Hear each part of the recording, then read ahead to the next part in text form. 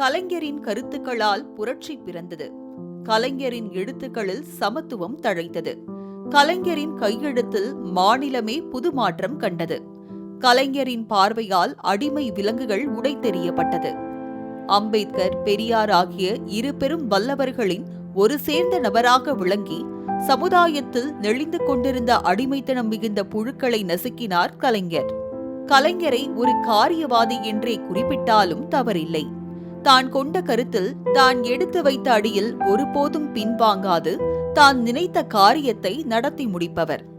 திராவிட இயக்க வரலாறு, சுதந்திர இந்தியாவில் தமிழகத்தின் வளர்ச்சி, இந்த இரண்டிலும் மு. கருணாநிதி என்ற பெயரை தவிர்த்துவிட்டு எவராலும் எழுதிவிட முடியாது. திருக்குவளையில் இருந்து வந்து திராவிட இயக்கத்தின் பெருமைகளை திருத்தேரில் ஏற்றி தரணி எங்கும் கொண்டு சேர்த்த பெருமைக்குரியவர் கலைஞர் கருணாநிதி. முத்துவேலர், அஞ்சுகம் அம்மையாரின் மைந்தனான கருணாநிதி முத்தான தம் எழுத்துக்களால் தனக்கான ஒரு இடத்தை தக்க வைத்து அரசியலில் மூத்த தலைவர்களின் கரம் கோர்த்து யாரும் எட்ட முடியாத புகழை பெற்றார். அனைவரும் பின்பற்ற வேண்டிய ஒன்று, எந்த தருணத்திலும் எந்த சூழ்நிலை ஏற்பட்டாலும் மனம் தளராமல் தொண்டர்களை உற்சாகப்படுத்துகிற ஒரு தலைவராக அவர் இருந்தார்.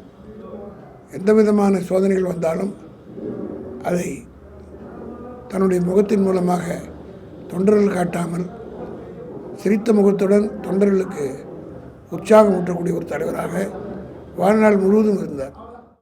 1938களில் 14 வயது சிறுவனாய் இருந்த போதே ஹிந்தி திணிப்புக்கு கடும் எதிர்ப்பு தெரிவித்து திருவாரூரின் வீதிகளில் வாருங்கள், எல்லோரும் போருக்கு செல்வோம், வந்திருக்கும் ஹிந்தி பேயை விரட்டி திருப்பி விடுவோம் என்ற வாசகத்தோடு போராட்டம் நடத்தினார். கருணாநிதி தமிழ் திரையுலகில் கதை, உரையாடல் உள்ளிட்ட பணிகளில் ஈடுபட்டு கொண்டிருந்தார். அவரின் தூக்குமேடை நாடகத்தின் போது எம்.ஆர். ராதா அவருக்கு கலைஞர் என்ற பட்டம் அளித்தார். முரசொலி நாளிதழ், நாடகம், கதை, திரைக்கதை, பாடல், வசனம், பெண்ணுரிமை, சமூக நீதி என தனது 94 வயது வரை எழுதிக் கொண்டே இருந்தது அவரது பேனா. 1957ஆம் ஆண்டு சட்டமன்ற தேர்தலில் குளித்தலை தொகுதியில் போட்டியிட்டவர் 22,785 வாக்குகள் பெற்று சட்டமன்ற உறுப்பினரானார். அன்று அவர் எழுப்பிய வெற்றிப்படிகள் ஏறுமுகத்தை நோக்கியே இருந்தன. இதுவரை போட்டியிட்ட அத்தனை தேர்தலிலும் வென்று 13 முறை சட்டமன்ற உறுப்பினராக, 5 முறை முதலமைச்சராக தேர்ந்தெடுக்கப்பட்டு 50 ஆண்டு கால திராவிட முன்னேற்ற கழகத்தின் வரலாற்றில் சக்கரவர்த்தியாக விளங்கினார். எந்த ஒரு இயக்கத்துக்கும் ஏற்படாத சோதனை தமிழ்நாட்டிலே திராவிட முன்னேற்ற கழகத்தான் ஏற்பட்டது. அத்தனை சோதனையிலும் வென்று காட்டி இந்த இயக்கத்தை தூக்கி நிறுத்தி 50 ஆண்டு காலத்துக்கு மேலாக தலைவராக இருந்தவருடைய விளைவு இந்தியாவிலேயே வேறு எந்த அரசியல் கட்சிக்கும் இல்லாத பெருமை.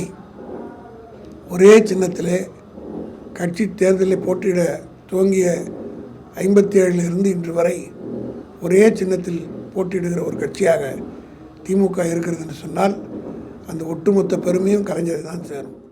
அரசு விழாக்களில் தமிழ்த்தாய் வாழ்த்து கட்டாயம். மாநில முதல்வர்களுக்கு கொடியேற்றும் அதிகாரத்தை பெற்றது. மனிதனே சுமக்கும் கைரிக்ஷா ஒழிப்பு, கலப்பு திருமண ஆதரவு, சமூகத்தில் கூனி குறுகி நின்ற 3ஆம் பாலினத்தவர்களுக்கு திருநங்கை, உடல் ஊனமுற்றோர் என்றிருந்ததை மாற்றி மாற்றுத்திறனாளிகள் என பெயர் சூட்டி வாடி நின்ற பிள்ளைகளுக்கு தந்தையாக திகழ்ந்தார்.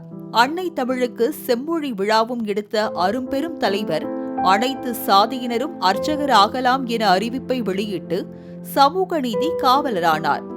எண்ணற்ற பல திட்டங்களால் தமிழகத்தின் அனைத்து தரப்பு மக்களின் பொருளாதாரம், சமூகம், சுயமரியாதை என அனைத்து படிநிலை வளர்ச்சியில் நிலைத்து நிற்பவர் கருணாநிதி.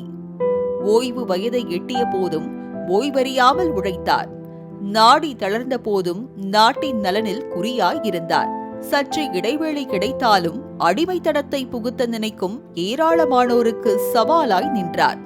தமிழ்நாட்டில் திமுக எனும் பேரியக்கத்தின் வளர்ச்சிக்கு மிக முக்கிய காரணமாக திகழ்ந்து தன் ஆட்சியில் அநேக நலத்திட்டங்களை அள்ளி தந்த கலைஞர் கருணாநிதி 2018 ஆகஸ்ட் 7ஆம் தேதி நிரந்தர ஓய்வை பெற்றார்.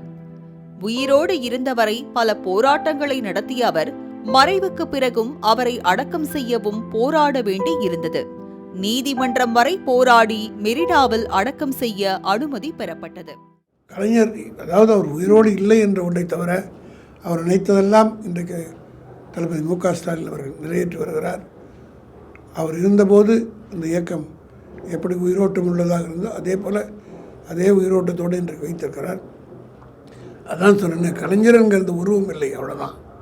அது மட்டுமல்ல, இந்த ஆண்டு அவருடைய நினைவு நாளிலே அவருடைய 100ஆண்டு விழா நடைபெறுகிற போது அவருடைய நினைவு மண்டபம் முழுமை பெற்று எல்லோரும் மக்கள் பார்த்து அதை ஒரு நினைவிடமாக இல்லாமல் ஒரு பாடசாலையாக, ஒரு பல்கலைக்கழகமாக பார்க்கக்கூடிய அளவுக்கு வடிவமைத்து கலைஞர் நிரந்தரமாக தமிழ்நாட்டு மக்கள் மத்தியிலே வாழக்கூடிய ஒரு நினைவு சின்னத்தை தளபதி மு க ஸ்டாலின் அமைத்திருக்கிறார்.